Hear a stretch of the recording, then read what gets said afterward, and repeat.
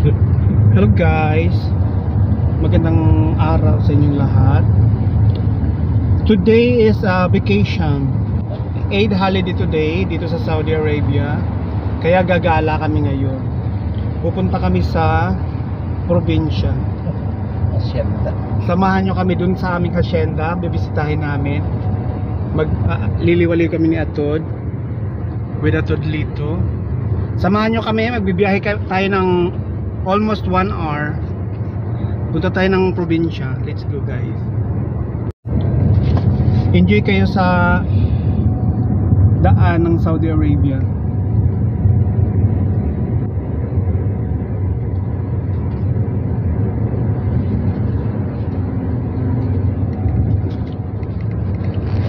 Binabaybay natin ang Qurais Road pa rin ba to? Maka Road. Maka Road going to ano ngayon doon? Or to bandang Diriyah. King Khalid Road. King Khalid yun, di ba? Ba't ako ganito?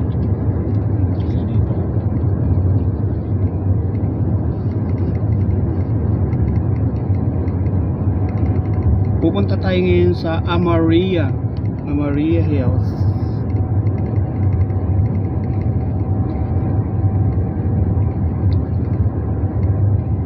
Pinost ko na si Bishi sa sa page ng mga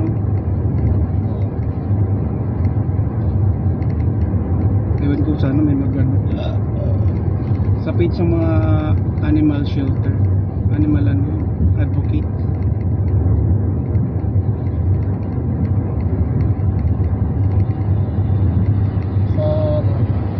Lover, Riyadh. Sabi may mga comment doon na pupunta ka na lang daw doon sa shelter. Dalhin mo na lang doon kasi hindi sila nagre-reply ng mga message lang. Doon sa may sa may Sulay. Oo. Pag anuin ko na lang, sadyain ko na lang. Pag wala na talagang kumuha. Kasi lalakanin ang ingay nila. Lalo pag nagkakagatan sila, naku. Okay lang sana kung talaga yung building namin nakatago, yung may isang kwarto na kahit magingay sila, hindi nila kakalabas yung ingay ba. Diyan sa aming kalsada yun eh. Gusto ko rin sana may nakakawala din talaga ng stress yung mga hayop. Kailangan problema nga yung pag baka may magreklamo na yung mga kapitbahay. Kasi nung unang namin doon may nagrereklamo na eh. Buti hindi naman sila ganun kaingay dati. Pag may mga pumapasok lang sila kaingay. We're entering King Khalid Road going to Diriyah. Ganito yung Saudi Arabia. Tingnan mo yung daan sa Saudi Arabia, ang luwag-luwag ngayon kasi walang holiday ngayon. It's Eid holiday, first day ng Eid holiday. So ang sarap magbiyahe. Forest Beach.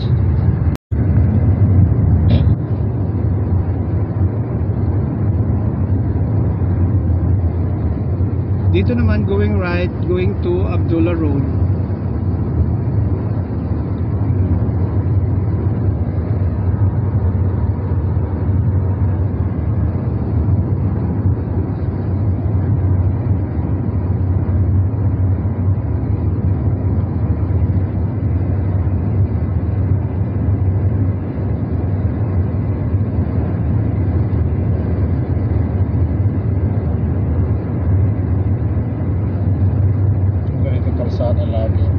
Oo, ang sarap magbiyahe.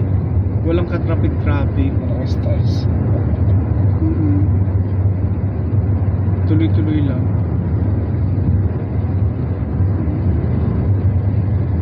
Out of country ang mga tao sa Riyadh. Sa ibang lugar naman sila man.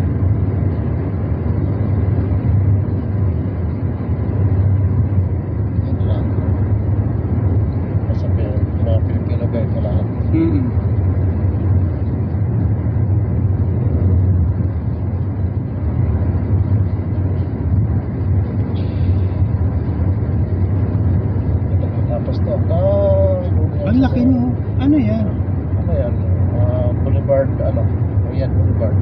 Papunta sa Riyadh Boulevard? Ano to, train? Lampas pa doon, hindi. Ano yan? Ano lang siya, para yung... Walkway? Oo, gano'n. Pungga. Oo, tapos meron yan dyan sa ano... Lakaran lang papunta doon? Parang Venice area na may mga bangka. Oh? Oo. Meron ng Magandang yan, doon attraction? Ganito sa Sabic Building. Toko. Boulevard Sport pala. Boulevard Sport yan.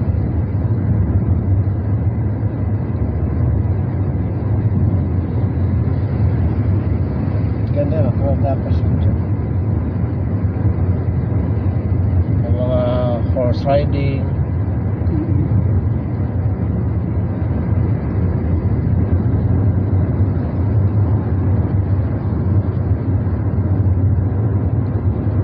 Ang bilis ng biyahe natin, wala pa yata tayong ano. Makukuha natin ang wala pang 25 minutes o 30. Susunod mo, 5 minutes pa lang tayo nandito.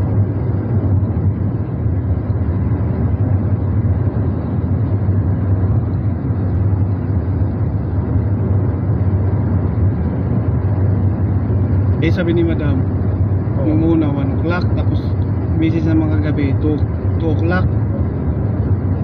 Sakto lang eh. 1 o'clock.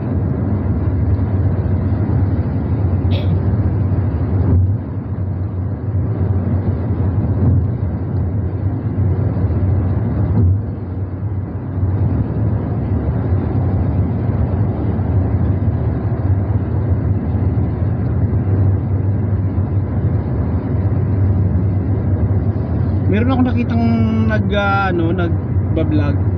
Mga aso ang kanyang nag-aalaga siya ng sa Jubail.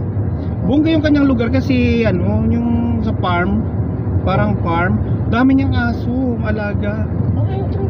Sabi ko, ay, bongga naman si kabayan.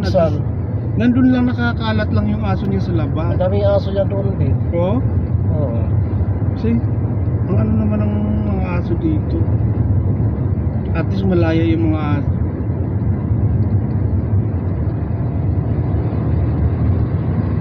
Sabi ko saan, pwede siya mag-alaga ng mga animal shelter, gawin niyang animal shelter. Mag-ano na lang siya ng donation. Kaya mahirap din, Diyos ko, parang may maraming anak. Kaya maya magsisitae, Diyos ko. Pilipinas meron lang ganyan eh. O animal shelter. Meron yang yung dating nagtatrabaho sa Japan, umuwi siya ng Pilipinas para lang mag-alaga ng mga hayop. Na mga ang laki-laki na ng kanyang Sa ating kasi sa Pilipinas, mag-breeding ganyan ng mga aso na yan, makikita ka. Eh yun lang mga stray dogs. Nag-ano lang talaga siya ng mga na-rescue. Oo, talagang siya animal shelter talaga. Maraming tutulong sa kanya yan. Oo.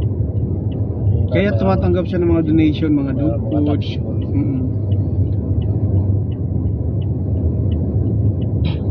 Iba-ibang mga askalman. Kaya sa atin ganun. Kailangan gagawa kayo mga breeding. Isang lang lahi lang. Isang lahi, libawa, sitso lang rin, babae sa laki. Pag-anuin. Tapos kung husky lang. So ganun lang. Husky ba yung si Sino? Si Hope? Yung tulad ng sayo dati? Hindi yan husky. Ano yun? Anong Ang husky lahi yun? yung parang lobo style. Anong lahi yun? Yung si yung aso mong puti? Tulad si Hope? Tao to, Maltese. Maltese ba yan? Oo. Malaki? Parang si Hope? Oo, parang gano'n. Maltese ba yun si Hope? Shih Tzu yun pala. Yung si Hope, Hindi, yung kay malaki. Yung kay Oo, Ronald. Shih Tzu malaliit naman. Si Ronald. Bishi may lahing Shih Tzu pero half na rin yung si Bishi. Si Hope. Si Silver. Shih Tzu yun. Shih Tzu yun nga yun. Pero si Hope, malaking aso yun eh. Ngayon sa akin. Parang yung puti mo. Maltese yun. Maltese ba yun? Kay ano? Ronald ba? Oo. Maltese yun. Maltese ba yun? Oo. Yung brown ko, yung lalaga, sweet so. Mm.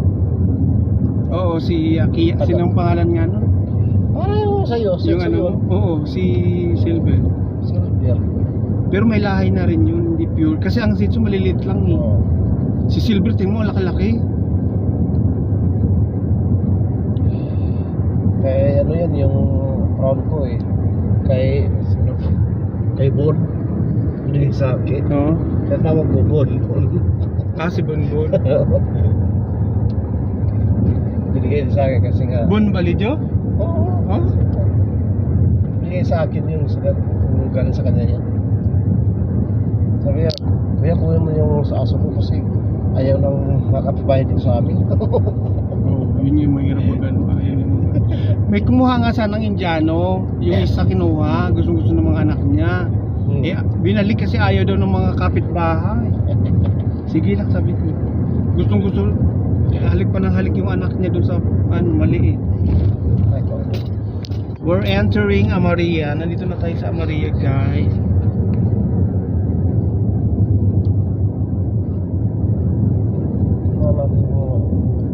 Oo, wala na.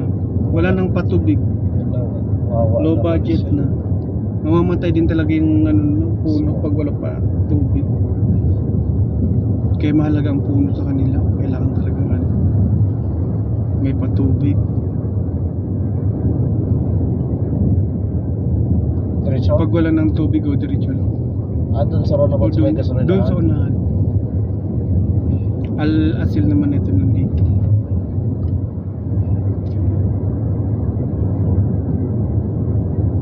Buti pa itong mga ang daming mga pulis nakabantay sa Principe yata yun. Ito, tsaka dito. May patrol dyan. Nakabantay. Puntang Quezon na tayo. Doon sa isa, hindi dito. Doon pa. Diretso pa tayo. Sa may gasolinahan ba yun? Doon talaga tayo sa may tabi ng, di ba papuntang Maria Hill sa kaliwa. Dito naman tayo sa kanan.